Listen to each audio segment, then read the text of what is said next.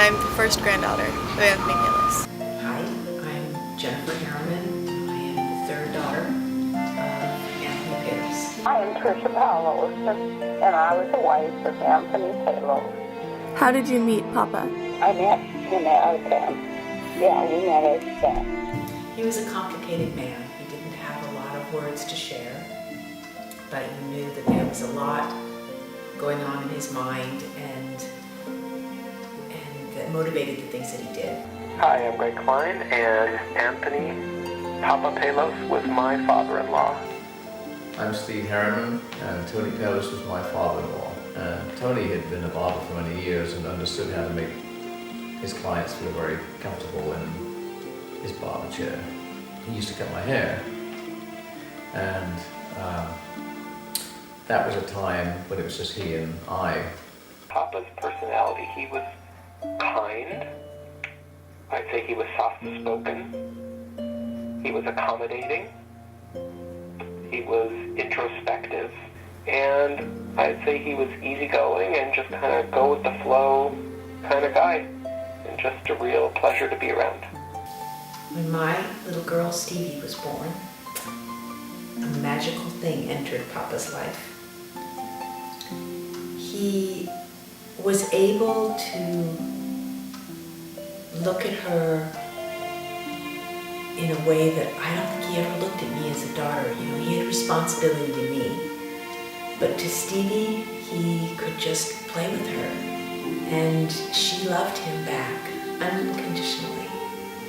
And I think that he experienced that love in a way that he had never experienced love before. So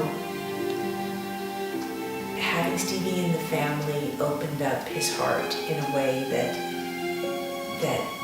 the responsibility of raising a family never could.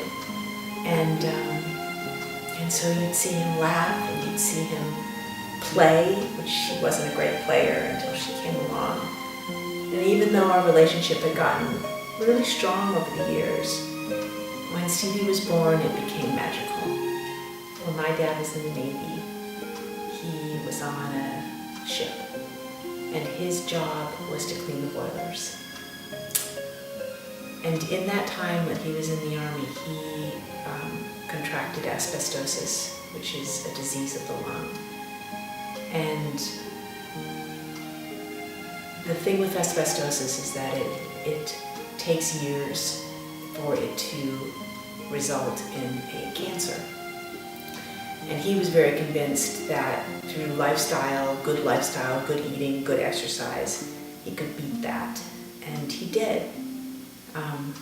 Up until, he was in his early 70s. And he was so healthy and so strong, and he was known for that. But that asbestosis finally got him. I think the part that I remember of him most was the sadness that he had at the end of his life. He did not think that it could happen to him, that he would get cancer. And so he became very, very quiet. And it was sad, but it's memorable because that's the last that I knew of him. He actually died of kidney cancer. Kidney cancer. Which is the second leading cancer besides lung cancer for asbestosis. And so he had both, but it was the kidney cancer that got to him in the end. And it was really heartbreaking because he had taken such good care of himself, and he thought he was going to live to a ripe old age because he was still working and he was still loving, and he had 2 granddaughters by that time that he doted on. He died, and we miss him. We miss him very much. I miss him every day.